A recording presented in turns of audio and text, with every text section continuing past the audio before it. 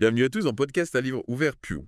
Aujourd'hui, on s'attaque à Le Mage du Kremlin de Giuliano d'Arampoli. Ah, Préparez-vous, on plonge dans la Russie des années 90 et 2000, vue à travers les yeux d'un producteur de télé français qui a côtoyé le pouvoir de très très près.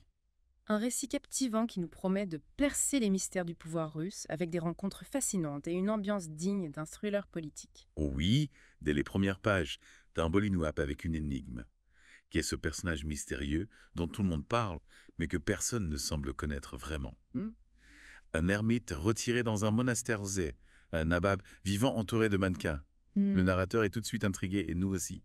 C'est kabyle cette entrée en matière. Oui. On est plongé dans un monde de rumeurs de faux-semblants où la réalité est trouble et difficile à saisir. Un peu comme la Russie de l'époque en pleine mutation après la chute de l'URSS. Et au milieu de ce chaos, le narrateur se passionne pour un auteur russe, Evgeny Zamyatin, et son roman dystopique. Il y voit une critique visionnaire du système soviétique, mais aussi un avertissement sur les dérives des sociétés modernes, obsédées par la technologie et le contrôle. Absolument. Vous ne trouvez pas que ça fait écho à notre époque avec la surveillance numérique et les réseaux sociaux omniprésents? Absolument. Le narrateur voit en Zamyatin un prophète des temps modernes et son projet de faire revivre son œuvre le conduit à Moscou où il fera une rencontre qui changera sa vie. C'est là qu'il croise la route de Vassili Baranov, ancien du KGB, dans une dacha isolée. Une ambiance un peu étrange, non? Imaginez une bibliothèque immense des livres français partout et cet ancien espion qui se révèle un fin connaisseur de littérature. Un personnage fascinant, Baranov. Oui. On sent tout de suite qu'il a une vision profonde et complexe du pouvoir forgé par son expérience au sein du système soviétique.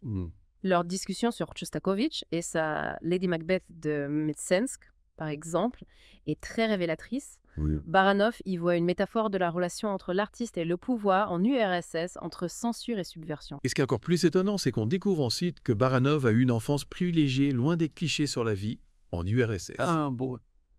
Fils d'un haut fonctionnaire, il a profité d'avantages rares. La Kremliovka, ses paniers de provisions réservés à l'élite, les projections de films occidentaux interdits. Intéressant. Oui, une anecdote qu'il raconte est particulièrement marquante. La projection du film de Rossellini, la prise de pouvoir par Louis Katev. Oui. Apparemment, ça a beaucoup troublé les spectateurs confrontés à cette représentation subtile de la manipulation et du contrôle. Je comprends. C'est comme si le film leur révélait les mécanismes du pouvoir qui les entourait, mais qu'ils ne voulaient pas voir. Oui, c'est ça. Alors on pourrait penser que Baranov, issu de cette élite, aurait une vision cynique du pouvoir. Oui. Et pourtant, il ne semble pas nourrir de ressentiment. Non.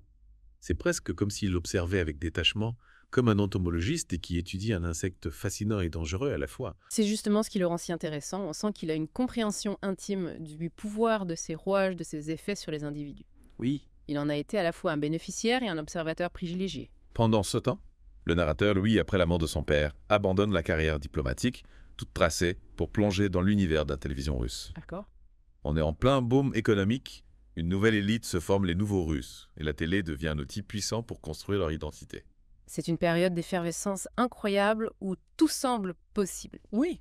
Le narrateur participe à cette transformation en créant des émissions qui reflètent cette nouvelle Russie entre extravagance et cynisme. Il se rapproche des oligarques, ces manias de l'industrie et des médias qui tirent les ficelles du pays. Et parmi eux, il y a Boris Berezovsky, l'archétype de l'oligarque flamboyant et manipulateur. Ah oui?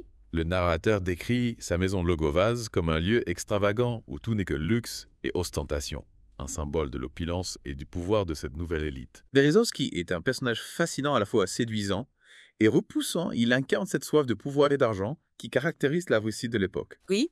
Il est convaincu que le pouvoir est un jeu et qu'il faut savoir jouer pour survivre.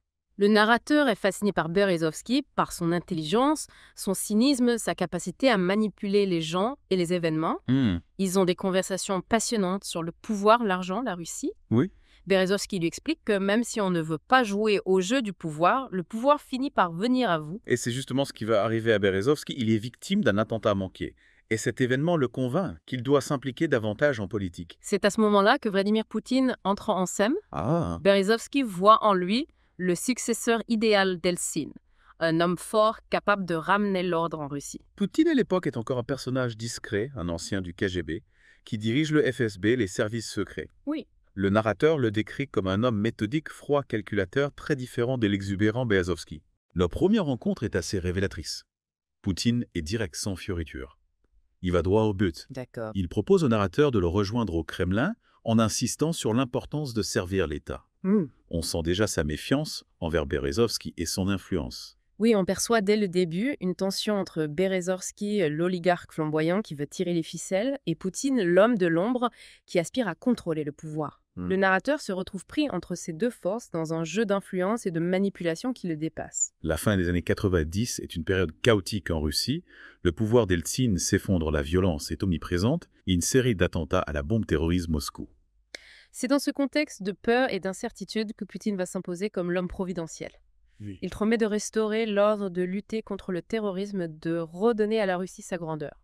On assiste à une véritable transformation de Poutine d'un fonctionnaire discret. Il devient un leader charismatique, un homme d'action qui n'hésite pas à employer la force. Son discours au Kazakhstan, où il promet de traquer les terroristes, jusque dans les chiottes, marque les esprits. C'est une rhétorique brutale mais efficace. Poutine rompt avec le discours hésitant d'Eltsine et s'adresse directement aux peurs et aux frustrations des Russes. Et ça marche. Poutine devient Premier ministre, puis président. Il consolide son pouvoir en contrôlant les médias et en limitant l'influence des oligarques comme Berezovski. L'épisode du naufrage du sous-marin Kursk est un exemple frappant de la manière dont Poutine gère le pouvoir. Oui. Il refuse l'aide internationale et contrôle la communication autour de la tragédie en minimisant les pertes et en rejetant toute critique. Berezovski, qui tente de profiter de la situation en lançant une collecte de fonds pour les familles des victimes via sa chaîne de télévision RT, provoque la colère de Poutine. C'est le début de sa chute. Poutine ne tolère aucune opposition. Non. Il va démanteler l'empire médiatique de Berezovski et le contraindre à l'exil à Londres. Le message est clair. Yeah. Ceux qui s'opposent au Kremlin finiront par le regretter. Le narrateur, de son côté, est de plus en plus impliqué dans la mise en scène du pouvoir poutinien. Il participe à l'organisation de la cérémonie d'investiture du président, un spectacle grandiose conçu pour impressionner et asseoir l'autorité du nouveau régime. Ce qui est fascinant, c'est que la cérémonie s'inspire d'éléments modernistes, des formes et des symboles que le régime soviétique rejetait autrefois. On voit comment Poutine récupère l'histoire et la culture à son avantage en créant un récit national qui le place au centre. On sent pourtant que le narrateur est tiraillé d'un côté.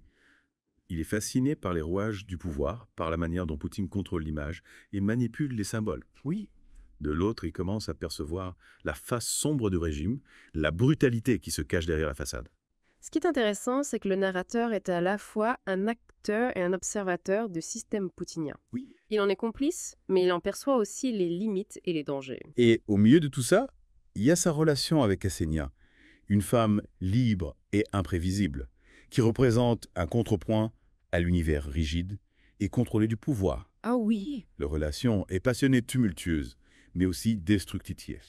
Ksenia incarne une forme de liberté et d'authenticité que le narrateur recherche, mais qu'il ne parvient pas à atteindre dans le monde artificiel du Kremlin. Oui. Leur histoire est une métaphore des contradictions et des tiraillements du narrateur partagés entre son attirance pour le pouvoir et son désir de liberté. Maintenant, on va faire une petite pause, mais on se retrouve très vite pour la suite de notre exploration du mage du Kremlin. On va découvrir comment Poutine consolide son pouvoir, comment le narrateur se retrouve de plus en plus impliqué dans le système et quelles seront les conséquences de ses choix. On reprend notre plongée dans le mage du Kremlin et on retrouve notre narrateur de plus en plus impliqué dans le système Poutine. Il voyage avec le président, assiste aux réunions, observe les jeux de pouvoir de l'intérieur. Il est fasciné par la manière dont Poutine s'impose sur la scène internationale. Au début, le président russe est mal à l'aise dans ses grands raouts diplomatiques. Oui. Mais il apprend vite, observe les autres chefs d'État et finit par imposer sa propre vision. C'est intéressant de voir comment le narrateur dépeint cette transformation. Il nous montre un Poutine qui se construit une image, qui apprend à jouer le jeu des relations internationales et qui petit à petit s'affirme comme un leader incontournable. Et il y a cette anecdote assez gênante avec Eltsine lors d'un sommet du G8. Ah oui! L'ancien président russe, visiblement ivre, se met à faire des blagues déplacées et provoque un fou rire incontrôlable chez Bill Clinton. Oh! C'est une scène humiliante pour la Russie qui montre la faiblesse d'Eltsine et par contraste la force montante de Poutine. Oui, c'est un moment clé du récit. On voit que la Russie est à un tournant et que Poutine incarne cette nouvelle génération de leaders qui veulent redonner au pays sa place sur la scène mondiale. Le narrateur est confronté à des personnages hauts en couleur comme Édouard Limonov, un écrivain et opposant radical.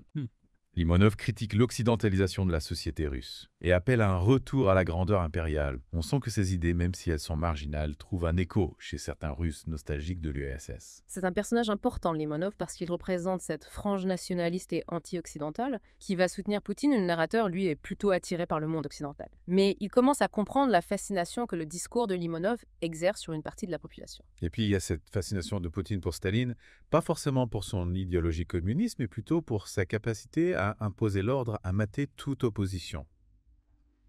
Poutine admire la manière dont Staline a traité les voleurs et les traîtres, et il n'hésite pas à utiliser la violence contrôlée comme un outil de pouvoir. Le narrateur est troublé par cette fascination. Il raconte une conversation avec Poutine, où le président russe justifie la popularité de Staline en disant que les Russes ont besoin d'un leader fort, capable de rétablir l'ordre, même par des moyens brutaux. On voit que Poutine a une vision cynique du pouvoir.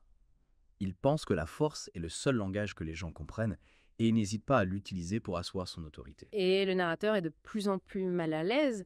Il se rend compte que le système qu'il a contribué à mettre en place est en train de devenir une machine répressive qui écrase toute forme d'opposition. L'intervention russe en Ukraine en 2014 marque un tournant décisif dans le récit. Oui. Poutine soutient les séparatistes du Donbass et le narrateur est envoyé à Louhansk pour rencontrer Alexandre Zaldostanov, le chef des Loups de la Nuit, un groupe de motards nationalistes alliés au Kremlin.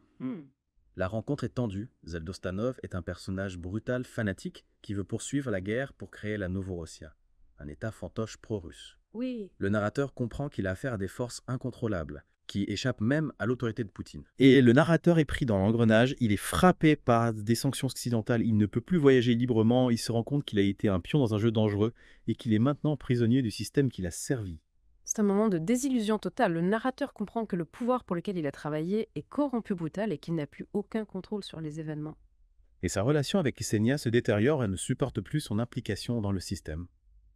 Poutine lui reproche sa compromission, son cynisme.